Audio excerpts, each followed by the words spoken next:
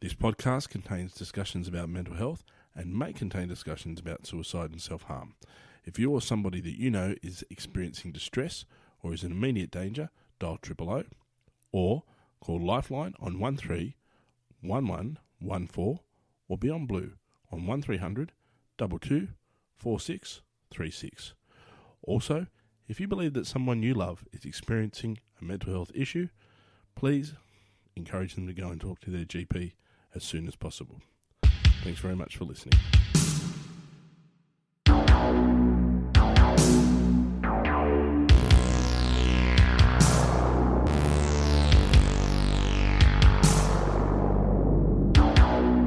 Hello folks, Adam here from How You Going Mate, and welcome to episode 59 of our podcast. Yes, we are officially back recording with guests. Now, we did take a few months off. In fact, I wasn't really sure when we had released the last episode, but it turned out it was the 27th of March this year.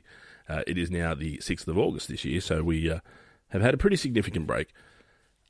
Part of the reason we did that, and we talked about this in the Allow Me to Reintroduce Myself episode, part of the reason we did that was because we wanted to go and reevaluate what we were doing with our podcast. We needed to have a think about sort of the direction we wanted to head in. And of course, we explained all the reasons. If you want to know why we took the break, go and have a listen to the previous episode of the podcast. But of course, one of the things that we did want to do this year, or when we came back, was to have experts, to have people who were experts and had some level of expertise. We've always focused on talking to people who are probably, how would we say, have a lived experience and have an everyday story to tell and have some really good ideas and tips for managing and supporting good mental health, but we've never really had experts on. So Rafia is a qualified counsellor. She is a mental health professional with over 17 years' worth of experience supporting people with mental health issues and mental health conditions, including severe and persistent mental health conditions. She's also experienced in leading teams of people who support people with mental health conditions. So she's got some really fantastic perspectives, and one of the things that we love in our podcast is when we have somebody come on who actually has a different idea, something we haven't heard before in terms of the way we can manage our mental health. So have a little bit of a listen. You'll hear Rafia talk about using counselling to maintain our good mental health. That's a really interesting perspective and not something we've heard before. And also she talks a little bit about Gestalt therapy, which is her particular area of expertise and the way she approaches mental health and counselling and talking to people about their mental health issues. So if you think you've got someone that can benefit from listening to the podcast, please share it.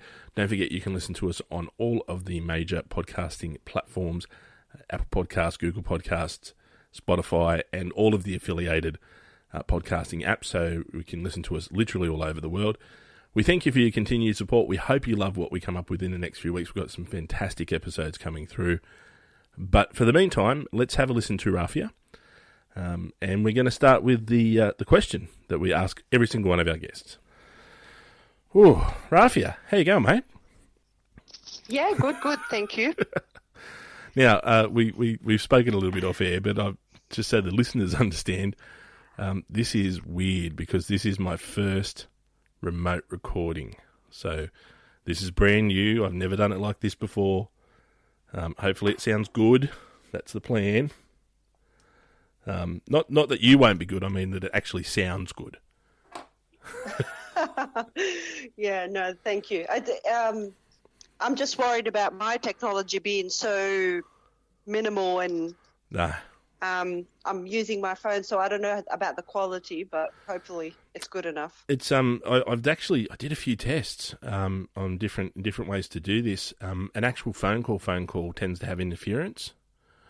FaceTime has sort of the same thing. Of all the tests I did, this was the best method. That's good. Yeah, so that's good. So, yeah, I mean, look, the other thing I think with lockdown or this whole thing is we've gotten used to, so like you watch TV shows where they're doing Zoom interviews now where they would never have done that before. And so we've kind of gone, we can accept a little bit lesser quality, that's fine, that's okay, it's not the end of the world. And we're lucky to live in a 21st century where we can video call. Yeah. Yeah. Exactly. I mean, can you imagine if COVID happened I don't know, let's say 20 years ago or maybe 40 years ago, Man. people would have been completely isolated. Yeah, absolutely. It would have just been like literally just phone calls. Yeah, yeah. I always say not COVID related, but when I was when I was probably 24, so back in 2000, I tore my calf muscle playing rugby, and got told I had to sit on the lounge for 3 weeks and do nothing. I couldn't move, and that was pre everything. So there was no internet, no smartphones, no streaming services, no YouTube. All I had was daytime TV, a video player, and a PlayStation. And it was torture. And so I sit and I think now, I'm like, I can imagine. Imagine this. Imagine if I had nothing other than just, like TV. Well, having said that, it wouldn't be so bad because we have to watch a lot of rubbish on TV, so mightn't be terrible, but anyway. Yeah, I just imagine the isolation that you would have been in, and the impact of that on mental health. Yeah, yeah. Well, this is maybe you'll agree or disagree. Tell me, but I say to people all the time, and I have this conversation as often as I'm allowed to. The true pandemic is not this disease, is not Delta variants or contacts or anything like that. It's going to be mental health. It's going to be suicide numbers. It's going to be, the amount of people who are, as you say, isolated because of this. Yeah, definitely. Definitely agree. It's just you can even notice the spike in counselling services because of it. Because people, well, the good thing is that people are reaching out. Mm-hmm. But not all will reach out, and some will probably live in isolation, and that can be quite dangerous. Yeah. But yeah, and especially the elderly in this situation, because they still don't really use the technology as much, and some of them live alone, completely alone. And don't have, they can't be visited by family or anything like that, so they're completely isolated.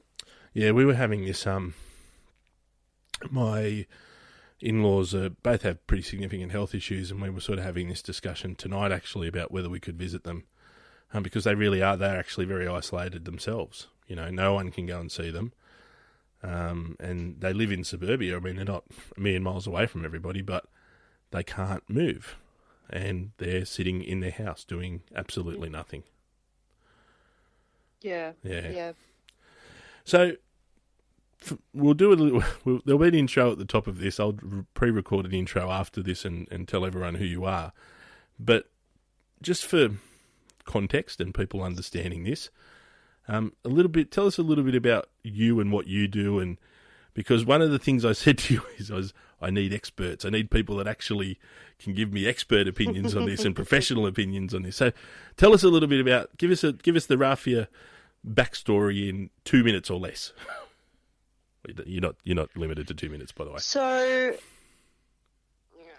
time me, start.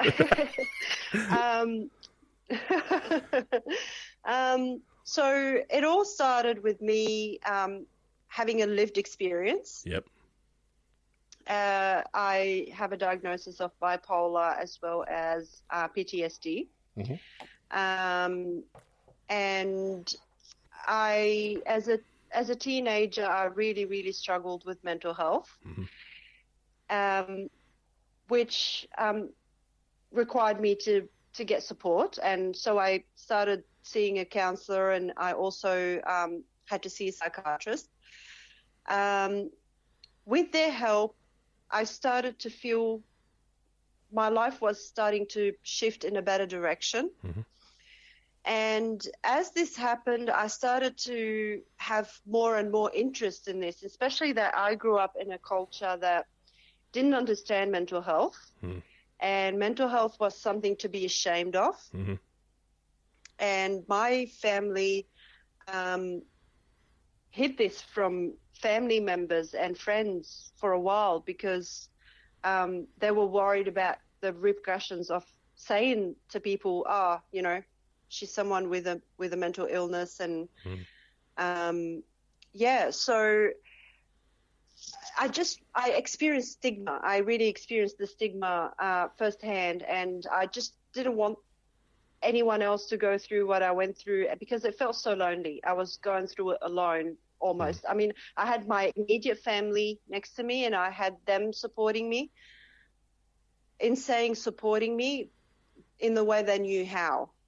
And it wasn't a way where they actually really knew much about how to do it, or the best way to do it, or what was supportive of me. I mean, their answer was, most of the time for my mother, when I would be talking about a struggle that I was experiencing, she would say, well, there are people that are worse off.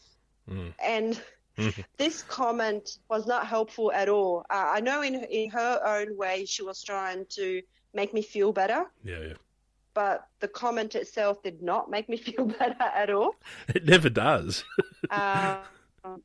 Because I felt like my experience wasn't big enough. So why was I making a fuss about it? Why was I experiencing such difficulty when it's not so bad and my life is not so bad? So why am I like this? And so it was a very, very difficult experience, and I didn't want others to go through it, even though they do. But I wanted to try and bring change. I wanted to do something that could help maybe one or two people, if not more. And so I started learning about mental health. I did a diploma in counselling, and I did a bachelor's degree in psychological science. Then I went into a postgraduate of Gestalt therapy, and I'm now in third year Gestalt therapy masters. Wow. And I have worked with the mental health community for 17 years now, since 2004. That would be 17 years, wouldn't it? Yeah, sounds about right. And at the moment I'm working as a counsellor in private practice, working with individuals and with couples. Going back to what you were... I'll keep that in mind. I may need it one day. Couples, I'll just write that down. Cool. Okay. Well, it just depends on how long we're in lockdown for. Just so it's in my head, I just went on a little tangent. In my head, it's just like, is there ever a conversation in your house where your husband just goes, "Stop analysing me"? Stop diagnosing me. Oh, yes, very, very much so. I'm not your client. I'm not your client.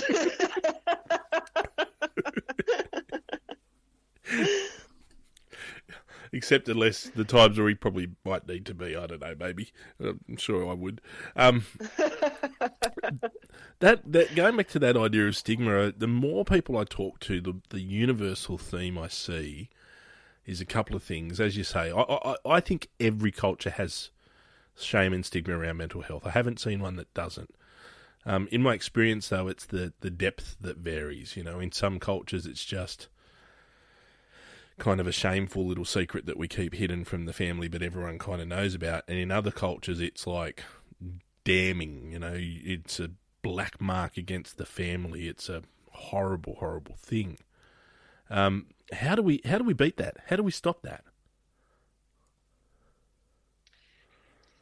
Awareness and education. And that's why I'm here today. That's why I would do this over and over. And that's why I got involved with the Recovery College, because I just want to bring awareness to the community as much as I can. With awareness, people can look at mental health from a different perspective. I mean, if you are living with a diagnosis of diabetes, for example, you would go and see a doctor and get help. And when you're asked, can you eat this food, or can you do this? You might say, no, sorry, I'm diabetic. So if someone comes to me and says, can you do this? And I know it's a trigger for me. Then I want to be able to say, I'm sorry, I think that could be a trigger for me.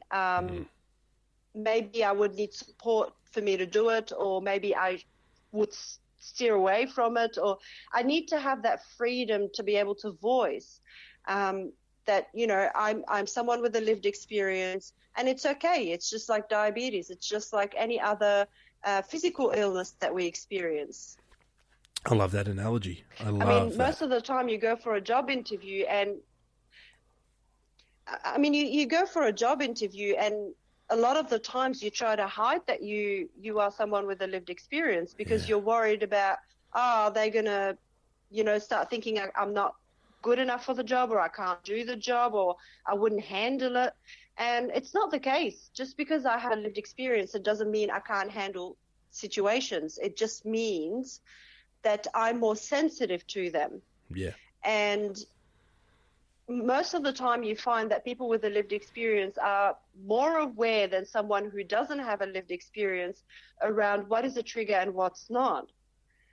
And so they are likely to handle situations not better, but fairly well, because they already know what is a trigger and what's not, and what they need to do to self-care.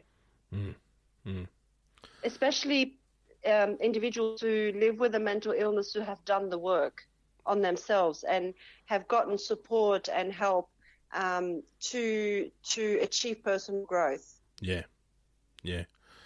And I guess the where my mind is going with the analogy, you know, you have diabetes and you can't eat certain foods, but that doesn't stop you from going out to dinner and being a part of people's lives and connecting.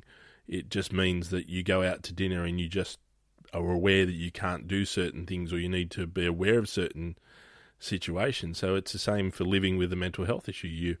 You can still participate. You've just got to be aware of how you participate.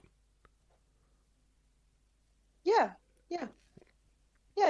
Just have awareness, and that comes with support, with the right supports in place, with the right help, with the right awareness. Level of awareness, then we can, for example, for me, I know for a fact that when I'm with a client who has a lived experience of trauma, of previous trauma, I'm aware that can be a bit of a trigger for me. I don't stop working with them. I continue to work with them. I'm just more aware of it. And I do work around for myself afterwards to make sure that I'm not triggered by it. What would that work look like? What would you do? Like, how would you manage that? I'm big on meditation. I really believe in meditation and the help of meditation. Yep. Self-care. So if I'm aware that, I just heard a story that really, really impacted me, I let my family know. I say, look, I just had a moment. I sat with a client, and what they explained was a bit of a trigger for me. I just want you to be aware, be mindful of what my state of mind might be, and support me through it. And you'd be surprised how much the support of others can be very, very helpful to our mental health. And then I make sure that I have a self-care moment afterwards, which is meditation, yoga, maybe have a long bath, whatever it is that works for you. I mean, different people have different strategies that work for them. I personally go for meditation, but some others might say, you know what, I'll have a glass of wine, as long as it doesn't become 10, you know, a glass of wine is fine.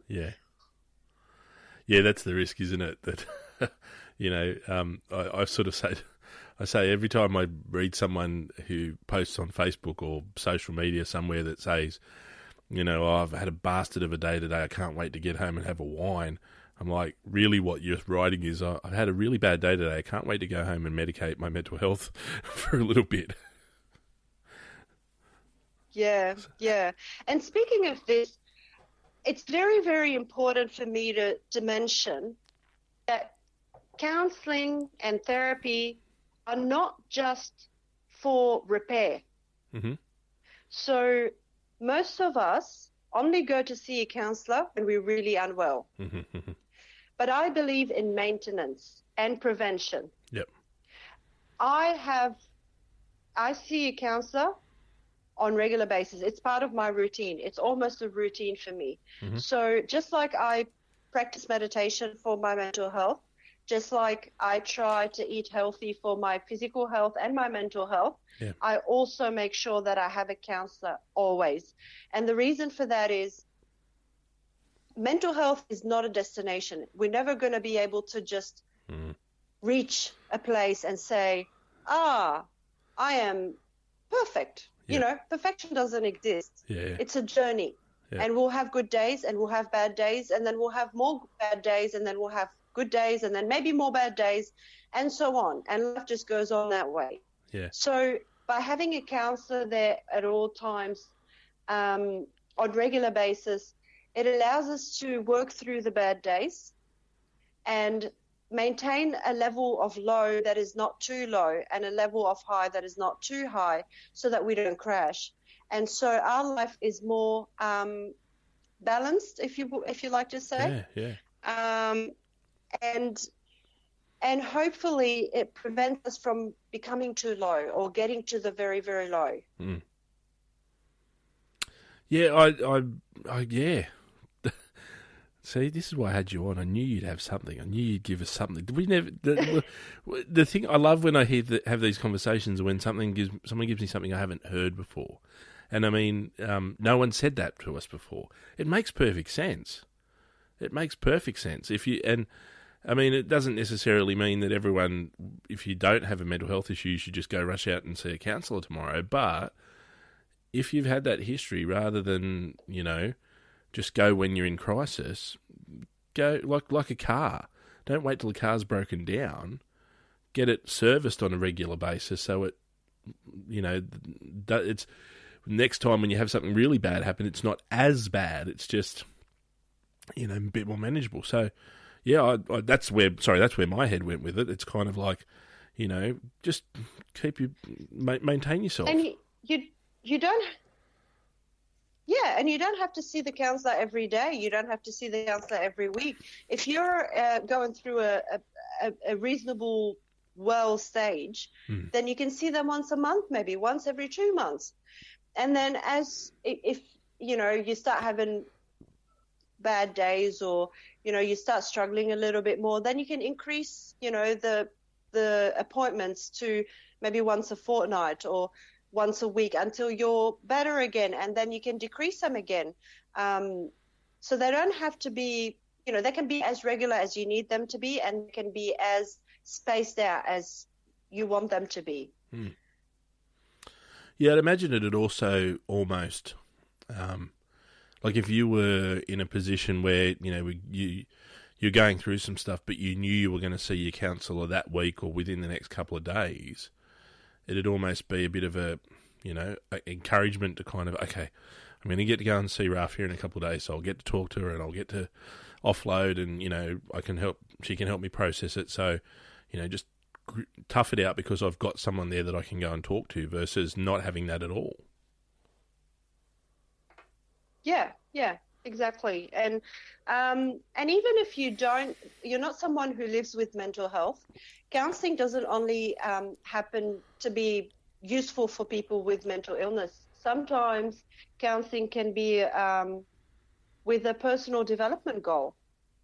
For example, I remember, I'll give you an example. I actually remember when I started my Gestalt journey, as part of the requirements for you to go through the course, you have to see a counsellor a minimum of 10 times a year. Okay. And so I went to the appointment with the aim of seeing her, 10 times a year, the bare minimum. Whatever I have to do, I will just get it done and get out. And I remember walking into the room and sitting in front of her, and she says to me, "So, what brings you here today?" And I said, "You know what? I have the perfect life. I have nothing to talk about. My life is great. And then I remember within 5 to 10 minutes, I was bursting in tears. And she was passing me tissues. It's just interesting how much is in our unconscious mind, just sitting below the surface, and is dictating everything we do in our day-to-day life without us even realizing that it is. Our reactions, our responses, our behaviors, everything we do are influenced by our past experiences, by our values, by our beliefs, by our by other environmental factors. Yeah. So we find that sometimes even just a communication with someone, when they communicate a message to us, they're communicating their own beliefs, their own values, their own perceptions, everything that they have experienced in life. And our response to it is also everything we've experienced, everything we believed, everything we've gone through, and all the environmental factors that have come to play in this instant. So we find ourselves, when we're responding to a message or receiving a message, our perception of that message is not just what is being communicated, but also what we're bringing to it. So what I mean to say is that if we've experienced some challenges in the past, and we all have, every person has experienced a difficult time in their life, some more difficult, some less difficult, but we all have experienced a difficult time in our lives. And that difficult time will come to play on a day-to-day basis in every interaction we have.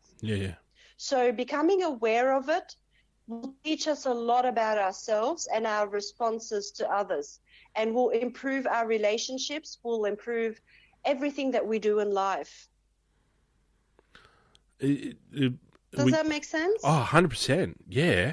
It's like, so one of my co-workers that sits next to me is a relatively new person. You've met her, you know who she is. Talks about the fact that her system or her philosophy is that who we are as people is built, is basically locked in by the age of 7. And all of the sort of subconscious, unconscious things that are happening, all of the, as she refers to them, the tapes that are playing in the background, have all been recorded by the age of 7. You absorb all this stuff. I don't know if 7's the number. I'm not an expert in that, and you might have a different idea on this, but I think there are so many times, and sometimes it's really obvious, you know, if you've had a traumatic experience where you've been assaulted, you know, in a certain area of the city, you know, you're going to be afraid to go in that part of the city, so it'll be obvious why you don't want to go there. That's why it's going to happen. But there could have been other things that have happened that you kind of don't like, or you react to, or you respond to, and you never really understand why until you actually take the time to dig in and say, well, why do I do this? Why do I feel that way? Why does this make me feel like this? You know. So yeah, I 100% agree. I think it's fair. I think it's absolutely correct. I had a client who came to me, and she said to me, I was actually, the whole time I'm thinking, I had an appointment, I wanted to talk to you about how angry I am with my partner. And she went on to explain to me, you know, how what he had said to her and how she felt about it. And she said, I know it's not his intentions. I know he wants to be supportive of me.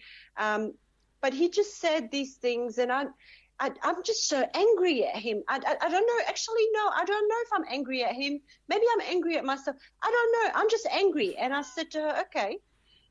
And we just had this conversation about, you know, the influence of our past experiences, of our beliefs, of our values, to the message that we receive. And she said to me, you know what? I can actually pinpoint an experience that I had in the past that what he said reminds me of that experience that makes me so angry. So in fact, I'm not angry at him. I'm angry at that situation that I experienced in the past. And that's why I'm angry. So she went from wanting to have an argument with her partner Yeah. and being really angry with him to realizing that she wasn't angry at him at all. She was only angry because the message that he communicated to her triggered a response that was from the past. Yeah, yeah. How do you then get her to how does she then deal with that? Like, how does she then change that? You'd be surprised when we talk about our experiences and we raise awareness. Awareness can do a lot. Awareness can trigger a chain of events. Yeah. And that chain of events can be towards change. So we're entitled to our emotions. Mm-hmm. We are very entitled to our emotions. No, there is no should way about how we should feel. Some people say to me, oh, I shouldn't feel this way. Well, you know what? You do. And that's okay. We can't change how we feel. How we feel is set based on what we've experienced, based on our values, based on our beliefs, based on our upbringing, based on a lot of factors. Probably social so if I feel expectations angry, as well, yeah? Probably so, like if someone dies, you should be sad. Yeah. So if I'm angry and I'm aware of my anger and where the source of anger is, then I can decide to change my reaction. So I may not be able to change how I feel, but I can change how I react to it or how I respond to it. Yeah. So by her becoming aware that her anger is not coming from her partner, but from that past experience, although it was triggered by her partner, what her partner said, she's now aware of it. So her response to her partner will be different based on that awareness. Yeah. And perhaps a couple of things that spring to mind is, number one, then she also has the opportunity to actively challenge that experience, actively go back and as we were talking about earlier, reframe it, change how she responds to it. But also, from the partner's perspective, he can't possibly know everything that's going to trigger her. He can't possibly work that out. Exactly. Yeah. Exactly.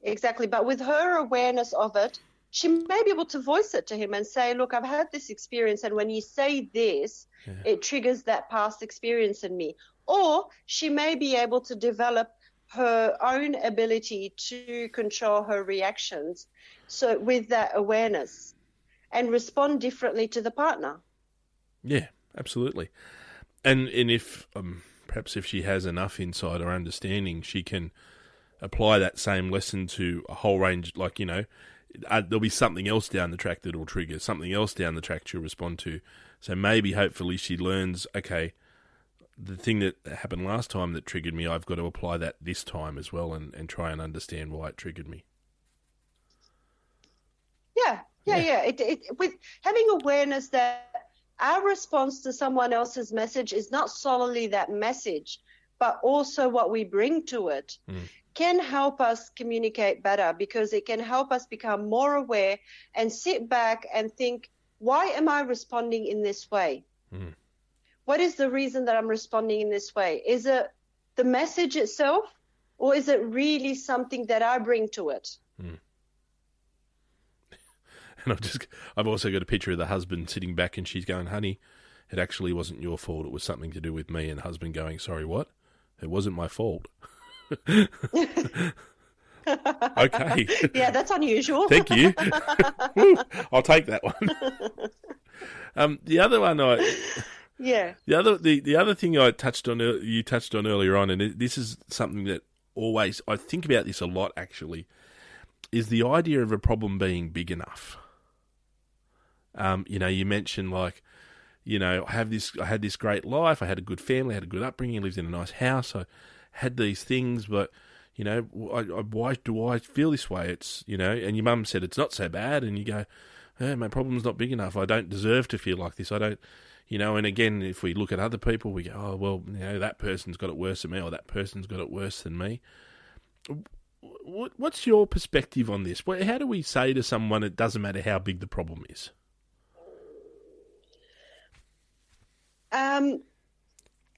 I think by raising awareness to the fact that they're being influenced by the shoulds of the community and the expectations of the community. Yeah. So if I'm aware that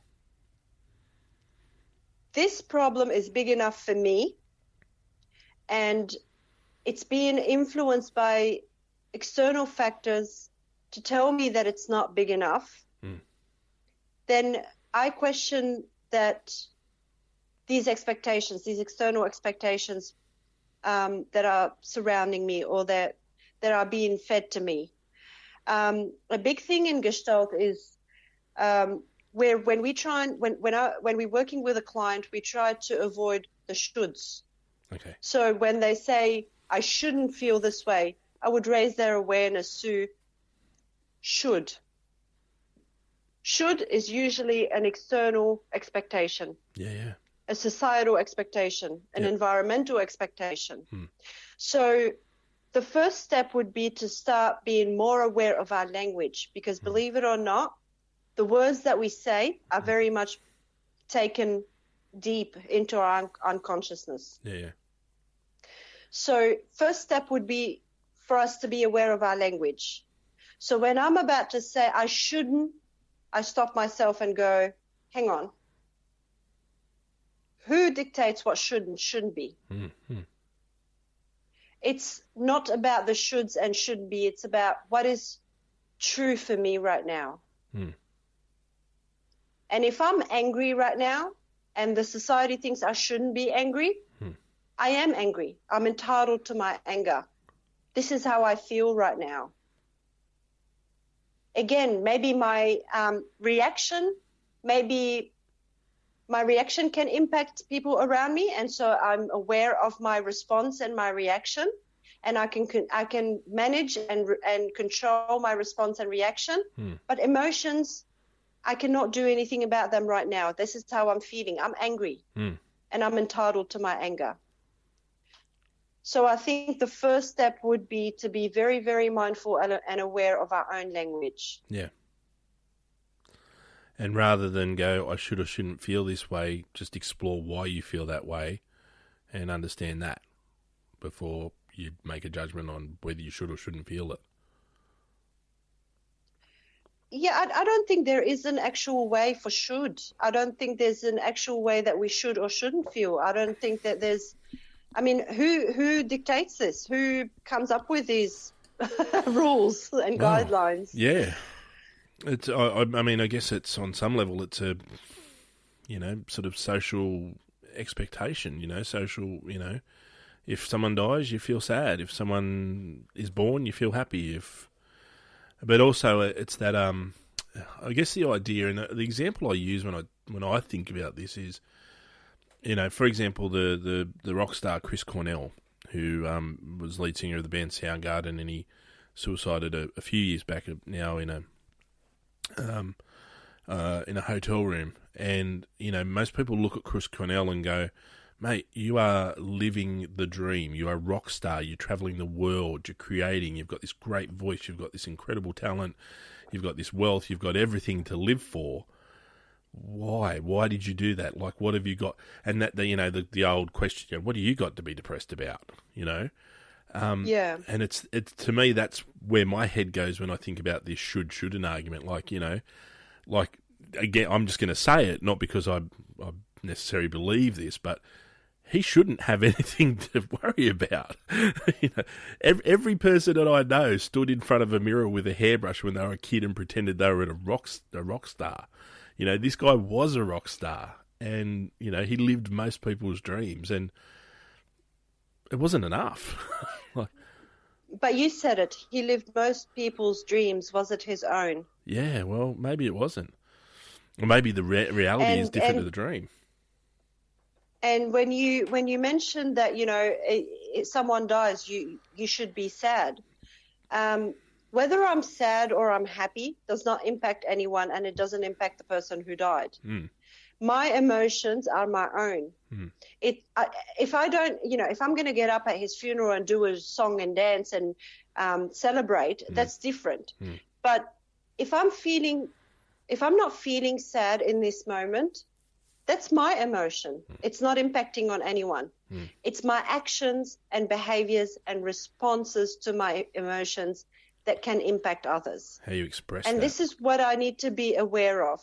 I need to be aware of my impact on others. Yes, fair enough, because we live in a community. We live in, we don't live alone. We are relational beings. My behaviors, my actions, my responses can impact others. My emotions can only impact me. Okay. So there's a real separation there between your response versus, for you personally, and how you process it, versus then how you then express that and how that impacts on other people. That's my belief. I mean, there's no written rule about it, but reality is, if you think about it, whether you're happy or sad, if your actions are not harmful to others, how are you impacting others with it? Well, I guess the only way that happens is if your reactions are harmful on yourself, which in turn would impact others. So that's probably by default. So that's an action. That's a behavior. That's a reaction. Yeah. But I'm separating the emotion versus the action. Yeah. So feeling an emotion, we don't always have to react based on that emotion. Yeah.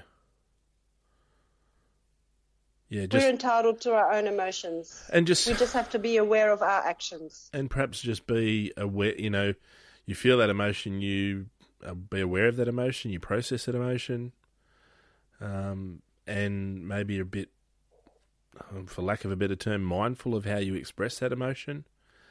And understand that maybe the expression of that emotion might actually have a really negative impact on other people. Not to say you shouldn't express it, just to say that this is probably what will happen. Well, you can always express your emotion. It's how you express it that can impact others. Okay. So if I'm sad, and if I approach you and I say, I'm just feeling sad right now, I just need some time for myself. I've expressed my sadness, but I didn't do it in a harmful way to you. Yeah. But if I'm sad and I come and start being angry at you and doing harmful things to you as in response to my sadness, this is when I'm impacting you. Okay. Yeah, makes perfect sense. So is that Gestalt or is that raffia? I'm pretty sure, as we talked about, you're impacted by, you're influenced by your experiences, by your education, by your everything. So I'm sure it could be a combination of things. You've just melded them in. So I'm keen on this to just explore for a little bit this Gestalt, this idea of the Gestalt therapy. Is there a sort of a core kind of belief, like a thing that kind of sums up what Gestalt believes, or is it more complex than that? It's very complex. I am in third year and I have one more year to go. Yeah. For me to finish my master's, and believe it or not, we still struggle with ways to explain it. Right. But if I was to put it in a nutshell, in a very, very simple way, and please don't quote me on it because that's not the full version of it. It's about raising awareness. So, one, we don't try. So, say for example, you say to me, "I'm angry." I'm not just regulating your anger. I'm also working with you to raise awareness to where it's coming from. But also with raising awareness, there's you can call it like an informed choice. By me being aware of what is actually going on for me, I can make an informed decision to what that means for me. Is it working for me? Is it not working for me? What do I do with it? Yeah. And we talk about creative adjustment, which is For example, there's a situation that is difficult for us. We develop a creative adjustment for us to be able to cope with that situation. We talk about fixed gestalts, which is creative adjustments that once served us and no longer serve us now. So, for example, a child that was brought up by neglectful parents, tried to seek attention on regular basis and just didn't get the attention that he needed. So he built a wall, like a barrier to protect himself. Yep. And as a child, it served him well because it protected him from the disappointment of neglect from the parents. As he gets older, when he's developing relationships, he maintains the wall. And that wall is no longer serving him because now he's not being able to develop meaningful relationships and deep relationships because of that wall that he built.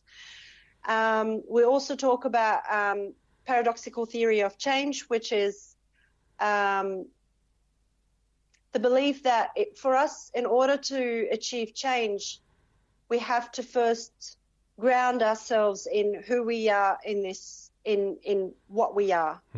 And the example that was given to me in the past is if we're standing on one leg, we're quite unstable. And if we try to take a step forward, standing on one leg, the step forward is going to be unstable. So the idea is for us to put both legs on the ground as a gesture for stabilizing ourselves, within ourselves, with the way that we are, before we can take a step forward that is stable. Right. No. Makes perfect sense. I love it. I don't know if I ever told you this. We had this Gestalt discussion probably maybe 2 years ago when we did some stuff at Recovery College. Yeah. And I went and bought a book on Gestalt therapy. Started reading it and then just went, wow, this is really hard. It was really complex. I still have it. It's on the other side of the green screen here. It's on my bookshelf. But the thing that I did take away, and going back to the first thing you said around creative adjustment, was that I've seen it called a couple of things: the cycle of experience or the cycle of awareness. And that really made, like, for me, certain things you hear just resonate. You go, that makes so much sense. And as you say, that the kid who built that wall up because that's how we learnt how to respond. Like, I think it's actually true for every coping strategy. The person that had the drink or did the drug or gambled or had sex or ate or whatever they did, because that made them feel better in that instant. And then at some point that becomes a problem. That becomes an issue. That becomes something that has now taken, as you said before, have one glass of wine, not 10. Don't do it every night, But it becomes an issue. It becomes something that they then have to manage and work out. And that I've still, when I talk to people about that, that's kind of how I think. And I'm probably changing it and interpreting it in my own way. But that cycle of awareness thing really made sense to me when I read it. And as you say, at some point you can understand that, okay, I'm here in the cycle. I've got a choice now. Do I keep doing what I've always done, or do I understand why I do this and maybe make a change and go, is it serving me still, or can I do something different with it? Yeah. So when we're in session and we talk about, and a creative adjustment comes up, my question to them is, how did it serve you? Or how does it serve? Does it still serve you? Yeah. And if it does, then be it. And if it doesn't, then what can we do about it? Yeah. How can we change it? Makes perfect sense. It's good. And again, this is why we've got you on here now. This is these incredible insights, this cool stuff. And I mean, I'd love for people to hear this and try and, go and Google this and understand a little bit. Go and have a look at it. Go and figure that out. And go and talk to somebody. Go and try and understand yourself, or just to bring it back to the second thing that you said, figure out how to put the second foot down so you can take the step forward. Yeah. you know. And let me clarify. I'm not the expert on Gestalt. As I said, I haven't finished my studies.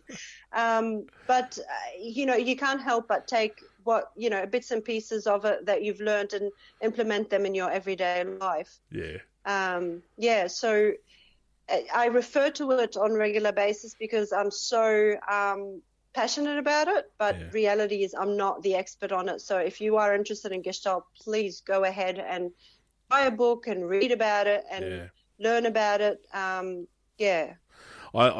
kind of the earlier you touched on the self-care thing and you talked about you do what works for you, and you take, not everyone wants to meditate, not everyone wants to practice gratitudes, not everyone wants to go for a run. But for me, if you take little bits of things that work for you and you add them in and that becomes your self-care routine, I think it's the same with this kind of stuff. Like for me, I'll take a little bit of that Gestalt therapy and I'll splash it in with a little bit of Buddhist theory, and I'll put other bits and pieces. And the things that make sense for me and work for me, that's how I'll help myself to understand myself and process my emotions and process my thoughts and all of the other things that we need to do to stay healthy. So I'm not locked into a single train of thought either. I'm just like, whatever you... And of course we put a warning at the start. None of this is designed to, designed to replace professional help or, we're not experts. We're just telling you what we think we know. Yeah. And I think the biggest key, like the key to this all is to actually seek support. Yeah.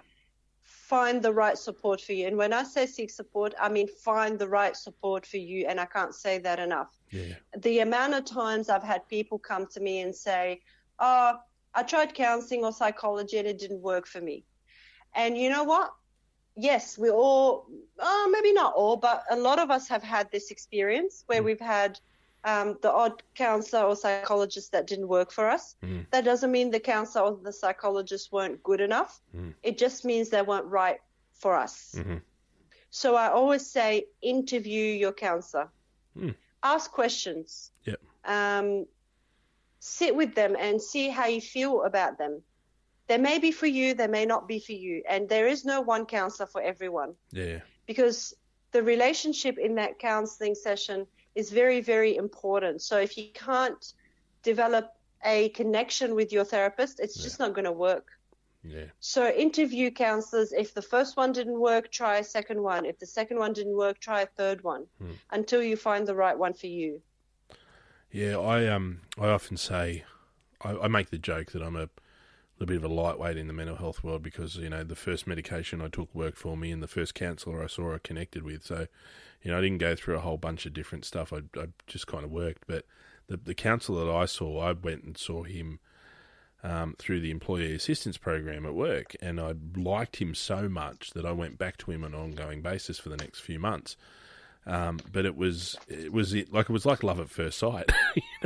He was awesome, and he was probably 30 years older than me at the time, 25 years older than me, but I loved him. I just loved him, and I knew someone else that went and saw him, and they loved him too, but for different reasons. And I think maybe he obviously was skilled enough to kind of go, right, this is how I need to approach this person, this is how this person needs to be talked to, or whatever. But I thought he was great. I just thought he was. I loved going. I actually enjoyed going and spending time with him. Enjoyed the experience. And you got to enjoy it. If you don't enjoy that relationship, or you don't gain anything from it, then what's the point of maintaining it? Just go to another one and try them. Yeah. But the idea behind this, I guess the message behind this is don't give up. Yeah, absolutely. Just because you tried one that didn't work for you, don't give up. It doesn't mean it doesn't work. There's enough evidence out there. There's enough research and studies that prove that it works. It's just a matter of finding the right person to deal with you. Yeah. Yeah. Now, I've got a little low battery thing flashing here, so we're going to have to wrap it up. And I told you before we started that these things... No, don't be sorry. Well, I told you before we started, these things often go quicker than we anticipate that they will. And we're nearly at an hour. That's how... Wow. Yeah, I know. People get really shocked about how quickly we go through this. But so we're nearly at an hour. But before the battery completely dies on me, the thing I'm curious to hear is, If we've talked a lot about counselling and support and things you do, what's your go-to outside of meditation and counselling? What's your go-to for looking after your mental health? External support. Okay, so family, friends, connecting with people. Yes. Yeah. Yes. There's a healing factor in connecting with people. I like that. I think it's an overwhelming one that comes up for us all the time as well. So I think that's a good one. On that note, we might leave it there because it's nearly an hour. The battery's going to die in a second, and you've given us heaps of good stuff to think about. So hopefully people really like that. Thank you, Rafia. Thanks, Adam. Thanks so much for this opportunity. I actually really enjoyed it. I know. Surprising how you do, isn't it? No, I really enjoyed it. And for me, as I said, I am about spreading the message and about raising awareness. So this has been a pleasure. All right, cool. I'm going to press stop. Thank you so much.